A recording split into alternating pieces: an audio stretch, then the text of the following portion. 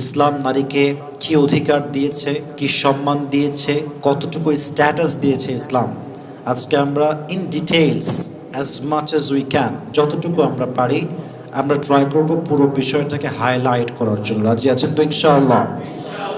I think this is most important matter to talk about because there are some misconceptions prevailing in Bangladesh regarding women's right in Islam. আমি দেখতে পাচ্ছি বাংলাদেশের নারী অধিকার নিয়ে অনেক আমাদের মাঝে ভুল ধারণা আছে, অনেক ভুল কথা আমরা বলি। অনেক মেয়ে বলে যে ইসলাম নাকি নারীকে ঘরে আটকে রেখে দিয়েছে, ইসলাম নাকি নারীকে তার স্বাধীনতা ইনশিওর করে নাই। অনেক নারীবাদীরা বলে ইসলাম নাকি নারীকে একদম অন্ধকারে ছুঁড়ে ফেলেছে। অনেকে বলে ইসলাম নাকি নারীর সম্মানকে ক্ষুণ্ণ করেছে।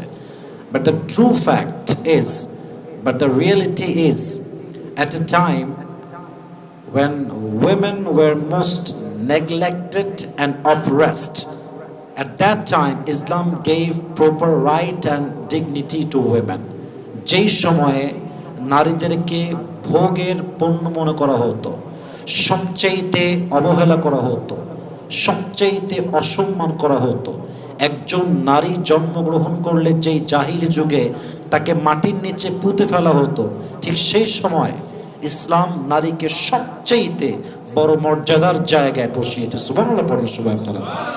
তাহলে বোঝা গেল ইসলাম হচ্ছে নারীকে সবচাইতে বেশি সম্মান দিয়েছে, সবচাইতে বেশি স্ট্যাটাস দিয়েছে, যেটা অন্য কোনো ধর্মে ইসলাম ছাড়া নারীকে অন্য কোনো ধর্মে এই সম্মানটা দেওয়া হয় নাই।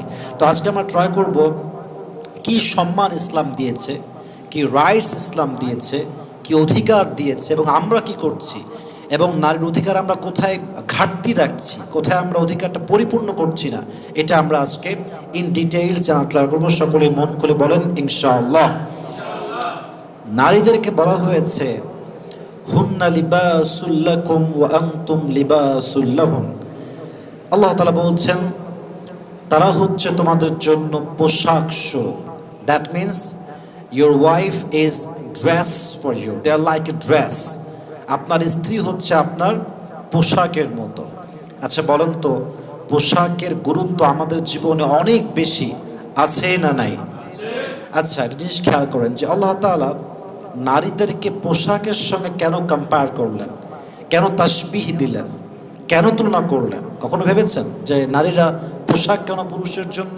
পোশাক এই জন্য, just try to think about it, just try to ponder on this matter. একটু ভাবেন, আমার পোশাক আমার দেহের প্রত্যেকটা অঙ্গ প্রত্যঙ্গকে, প্রাইভেট যে বডিগুলো আছে এটাকে কভার করছে। আমার লজ্জাস্থান, আমার দেহের প্রত্যেকটা অঙ্গ প্রত্যঙ্গ আমার পোশাক ঢেকে রেখেছে। আমার সম্মানকে আমার পোশাক রক্ষা করেছে। আপনার ড্রেস যেমন আপনার সম্মানকে রক্ষা করে, আপনার মর্যাদা রক্ষা করে, exactly to the same way সেভাবেই আপনার স্ত্রী, আপনার ওয়াইফ, আপনার জীবন সঙ্গিনী প্রত্যেকটা ক্ষেত্রে আপনার চরিত্রকে কভার করার জন্য, চরিত্রকে সুন্দর রাখার জন্য পোশাকের মতো সেও সেম ভূমিকা পালন করে। সুবহানাল্লাহ পড়বেন না আপনারা? তারা মানে নারী হচ্ছে আমাদের জন্য পোশাক এবং আমরা হচ্ছে তাদের জন্য পোশাক। তারা আমাদের সম্মান রক্ষা করবে, তাদের সম্মান আমরা রক্ষা করব। রাজি আছেন তো ইনশাআল্লাহ?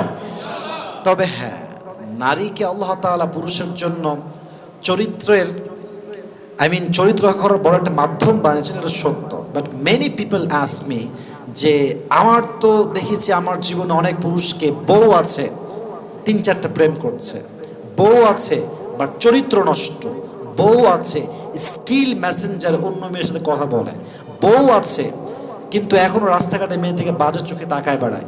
এরকম পুরুষ আমাদের সমাজে আছে না নাই? বলেন আছে না নাই? আছে, অহরহ আছে। তাহলে প্রশ্নের জবাব কি? বউ থাকলে চরিত্র ভালো হয়, এর চরিত্র ভালো হয় নাই কিনা, এটা হচ্ছে প্রশ্ন।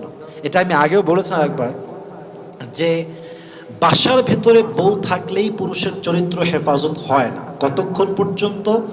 যতক্ষণ পর্যন্ত পুরুষ তার ওয়াইফের প্রতি আসক্ত না হয়। স্ত্রী থাকলেই যে আপনার চরিত্র একেবারে ফুলের মতো পবিত্র হবে, ইটস নট লাইক দ্যাট। আপনাকে আপনার বউকে ঠিক সেই ভালোবাসার জায়গায় রাখতে হবে যেখানে তাকে রাখা উচিত ছিল। যদি আপনি রাখতে পারেন তারপরে আপনার চরিত্র ঠিকঠাক হবে। আপনি আপনার বউরে ভালোই বাসেন না, পাত্তাই দেন না, টাইমই দেন না, তো আমার চরিত্র নষ্ট হবে এমনিতেই। আপনি যে কোনো মেয়ের দিকে তাকাবেন, আপনি যে কোনো মেয়ের সাথে পরকীয়ায় আপনি লিপ্ত হতে পারেন। It's very simple, very normal.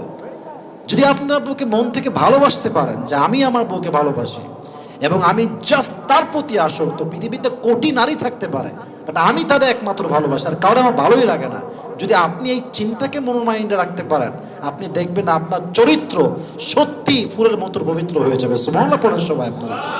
তাহলে বোঝা গেল পোশাকের দাম তখনই থাকবে যখন পোশাককে আপনি মূল্যায়ন করবেন, পোশাককে আপনি ভালোবাসবেন। আপনি যদি সাদা একটা জুব্বা পরেন, ধোয়ার নাম নাই, যত্নের নাম নাই, পড়ে আছেন মাসের পরে মাস, একদিন ধুলেন না, আপনি কোনোদিনও যত্ন করলেন না, পোশাক আপনার ভালো লাগবে, নষ্ট হয়ে যায় পোশাকটা আপনার কাছে। বউ থাকলে হবে না, তার প্রতি আসক্ত হওয়া লাগবে। আল্লাহ আমাদেরকে এটা বোঝার তৌফিক দান করুন, সকলে মন খুলে পড়া আমিন। তবে একটা কথা না বলে পারছি না, আমাদের একটা সমস্যা হচ্ছে যে বউ ভালোবাসলে মানুষে বলে বউ পাগল, এরকম কথা আমাদের সমাজে আছে না নাই? আছে না নাই? বউরে ভালোবাসলে বলে আরে এই তো পাগলা, এ বউ পাগল, খালি বউরে ভালোবাসে, কিছু বোঝে না, বন্ধু বান্ধব বোঝে না। হ্যাঁ, বউ পাগল কিন্তু একমাত্র চরিত্রবান যুবক হতে পারে। এর কারণ হচ্ছে বউকে ভালোবাসা হচ্ছে নবীজির সুন্নাহ, এবং বউকে তার প্রাপ্য বোঝানো হচ্ছে নবীজির সুন্নাহ, বউকে তার যথাসাধ্য যত্ন রাখা এটাও নবীর সুন্নাহ। তো যেই পুরুষকে কেউ বলে যে সে বউ পাগল, এটা বড় সৌভাগ্যের বিষয়, কারণ সে নবীর সুন্নাহকে আদায় করছে। এখন বউ পাগল হতে গিয়ে কাউকে ছোট করা যাবে না, কাউকে অসম্মান করা যাবে না। আমি একজন পুরুষ, আমার জীবনে আমি স্ত্রী পেয়েছি, এটাই খুবই স্বাভাবিক যে আমি আমার বউকে সবচাইতে বেশি ভালোবাসবো, পাগলের মতো বাসবো। কথা ঠিক কিনা বলেন আপনারা? তো বউ পাগল বললে হতাশ হওয়া যাবে না, নারীকে তার যথার্থ সম্মান আমরা দেওয়ার ট্রাই করবো। রাজি আছেন তো ইনশাআল্লাহ? আসুন আমরা মূল বিষয়টা একটু ভালো করে হাইলাইট করার ট্রাই করি। নারীর অধিকারকে আমি 4 ভাগে ভাগ করব। বলেন সবাই, কয় ভাগ? একটু জোরে বলতে হবে, কয় ভাগ? 4 ভাগ। 1, নারী মেয়ে হিসেবে তার সম্মান কতটুকু ইসলামে আছে, একজন বাবার রাজকন্যা হিসেবে তার সম্মান কতটুকু। 2, একজন নারী স্ত্রী হলে তার সম্মান কতটুকু, 2 নাম্বার ভাগ। 3 নাম্বার ভাগ হচ্ছে একজন নারী বোন হিসেবে তার সম্মান কতটুকু, আরেকজন নারী মা হিসেবে তার সম্মান কতটুকু। কয়টা ভাগ বললাম বলেন তো আপনার প্রিয় ভাইরা? 4টা। 1, নারী অর্থাৎ মেয়ে হিসেবে তার সম্মান কতটুকু ইসলাম দিয়েছে, তার অধিকার কি দিয়েছে। 2, নারী স্ত্রী হিসেবে কি সম্মান পেয়েছে। 3, নারী বোন হিসেবে কি সম্মান পেয়েছে ইসলামে। সর্বশেষ, নারী যখন মা, তার সম্মান এবং অধিকার ইসলামে কি আছে, এটা আমরা ইন ডিটেইলস বলা ট্রাই করবো। রাজি আছেন তো ইনশাআল্লাহ যুবক ভাইরা? এত আসতে না, সবাই বলেন ইনশাআল্লাহ। আসুন আমরা প্রথমেই জেনে নেই নারীকে মেয়ে হিসেবে ইসলাম কতটুকু সম্মান দিয়েছে এবং কি সম্মান দিয়েছে। মাথায় রাখবেন, নারী যখন কন্যা তখন নারী হচ্ছে রহমত, নারী যখন বোন তখন সে হচ্ছে আমানত, নারী যখন স্ত্রী তখন সে পুরুষের জীবনের সবচাইতে বড় নেয়ামত, আর নারী যখন মা, ইসলাম বলছে নারী যখন মা, নারী হচ্ছে তখন জান্নাত। সুবহানাল্লাহ পড়েন আপনারা। দেখেছেন ধারাটা কত সুন্দর? নারী যখন কন্যা, ইসলাম বলছে কন্যা হচ্ছে রহমত, নারী যখন বোন, ইসলাম বলছে তোমার আমানত, নারী যখন স্ত্রী, ইসলাম বলছে নারী তোমার জন্য বড় নেয়ামত, আর যখন নারী তোমার মা, তার পায়ের নিচেই তোমার জান্নাত। সুবহানাল্লাহ পড়া। এখন আসুন আমরা মেয়ের অধিকার জানি। হাদিসে আসছে একজন মেয়ে যখন জন্মগ্রহণ করে তার মায়ের গর্ভ থেকে, একজন মেয়ে কতটা বরকতপূর্ণ এটা বোঝার জন্য হাদিসে আসছে তার প্রথম সন্তান দেখতে হবে। যদি কোনো নারীর পেটের প্রথম সন্তানই হয় নারী, প্রথম সন্তানই হয় মেয়ে, ইসলাম বলে পুরো পরিবারটাকে আল্লাহ তাআলা বরকত দ্বারা ভরপুর করে দেবে। সুবহানাল্লাহ। কোথায়? নারী যদি কন্যা হয়, ইসলাম তাকে অনেক সম্মান দিয়েছে, নারীকে আল্লাহ তাআলা অনেক সম্মান দিয়েছে। এবার আসুন আর একটা বিষয় বোঝানোর ট্রাই করি। হাদিসে এটা আসছে একজন মেয়ে যে বাবার একটা রাজকন্যা, যার একটা মেয়ে আছে, সে কিয়ামতের দিবসে, হিসাব দিবসের পরে একটা জান্নাত পাবে। একজন বলল, ইয়া রাসূলুল্লাহ, যার 2টা মেয়ে হবে তার কি হবে? নবীজি বললেন, আল্লাহ তাকে 2টি জান্নাত দেবে। ইয়া রাসূলুল্লাহ, যার 3টা মেয়ে তার কি হবে? নবীজি বললেন, যার 3টা মেয়ে, আল্লাহ তাকে 3টা জান্নাত দিবে। সুবহানাল্লাহ। কোথায় আপনাদের? আচ্ছা, এখন কথা হচ্ছে যে যার মেয়ে নাই তার কি হবে? এটা একটা প্রশ্ন হতে পারে। দেখেন, সন্তান দেওয়া না দেওয়া, ছেলে দেওয়া মেয়ে দেওয়া, অথবা কিছুই না দেওয়া, এই সব ক্ষমতার মালিক একজন। আওয়াজ দিয়ে বলেন তো তিনি কে? তবে হাদিসে আসছে যে একটা মেয়ে পেল এবং সে তার যত্ন নিল, তাকে সঠিক জায়গায় বিয়ে দিল, তাকে মানুষের মতো মানুষ করে তুলল, সেই বাবার জন্য আল্লাহ জান্নাতকে ওয়াজিব করে দেয়। সুবহানাল্লাহ পড়েন। এর জন্য আল্লাহ তাআলা নারীর সম্মানকে হাজার গুণ বাড়িয়ে দিয়েছে, কন্যার সম্মান আল্লাহ হাজার গুণ বাড়িয়ে দিয়েছে। অধিকার কি? অধিকার কি? এক, নারীর ব্যাপারে, কন্যার ব্যাপারে, একজন মেয়ের ব্যাপারে আমাদের অধিকারের ক্ষেত্রে সবচেয়ে বড় ফলটা হচ্ছে আমরা তাদের স্বপ্ন পূরণে সহযোগিতার হাত বাড়াতে পারি না। কোনো মেয়ে ডাক্তার হতে চায়, আমরা বলে মেয়ে মানুষ হয়ে কিসের ডাক্তার, হ্যাঁ? ইঞ্জিনিয়ার হবে, মেয়ে মানুষ কিসের ইঞ্জিনিয়ার? ফ্রিল্যান্সিং করবে, মেয়ে মানুষ কিসের ফ্রিল্যান্সিং? কথার শেষ নাই। সমাজে যত দোষ নারীর, অ্যান্ড উই আর কনফার্ম জান্নাতি। হ্যাঁ, পুরুষরা সব কনফার্ম জান্নাতি। আমরা ওয়াজের মধ্যে বলি, যেই মেয়ে তোমার আগে, তোমার সাথে বিয়ের আগে চা কফি খায়, তার চরিত্রের ঠিক নাই, তো তুমি যে খাইলা তোমার চরিত্র কত ভালো? হ্যাঁ, শুধু মেয়ে খায়, তুমি তো খাইছো কফিটা, তোমার চরিত্র কত ভালো। যেই মেয়ে বিয়ের আগে 4 ঘাটের পানি খায়, সে কখনো ভালো মেয়ে হতে পারে না। তুমি যে 20 ঘাটের পানি খাইছো, তোমার চরিত্র কত ভালো। সব দোষ নারীদের দিকে। আবার দেখবেন একটা বিষয় আমি খুবই খেয়াল করেছি, আমরা নারীকে জাস্ট পোশাক দিয়ে ভাগ করে ফেলি। একজন মেয়ে জিন্সের প্যান্ট পরেছে, টি শার্ট পরেছে, হিজাব নেই মাথায়, সে পৃথিবীর সবচেয়ে চরিত্রহীন নারী in our perspective, from our perspective, আমাদের চিন্তার থেকে। কিন্তু আপনি দেখবেন, this is my personal point of view, I don't know whether you will go to agree or not, but this is my personal point of view. একজন মেয়ে বোরকা পরেও কিন্তু আজকাল 5-6টা প্রেম করে। কথা ঠিক কিনা বলুন আপনারা? তার মানে যে বোরকা পরলে চরিত্রবান, আর বোরকা না পরলে চরিত্রহীন, ব্যাপারটা মোটেও এরকম না। চরিত্রটা ম্যাটার করে হার্টের সাথে, হৃদয়ের সাথে, অন্তরের সাথে। ইন্নাল্লাহা লা ইয়ানজুরু ইলা সুওয়ারিকুম ওয়া আমওয়ালিকুম ওয়া ইন্নাল্লাহা ইয়ানজুরু ইলা কুলুবিকুম ওয়া আমালিকুম।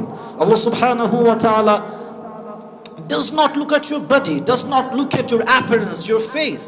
আল্লাহ বান্দার চেহারার দিকে তাকান না, আল্লাহ বান্দার বডির দিকে তাকান না। আল্লাহ কি দেখে? দুটো জিনিস। ইন্নাল্লাহা ইয়ানজুরু ইলা কুলুবিকুম ওয়া আমালিকুম।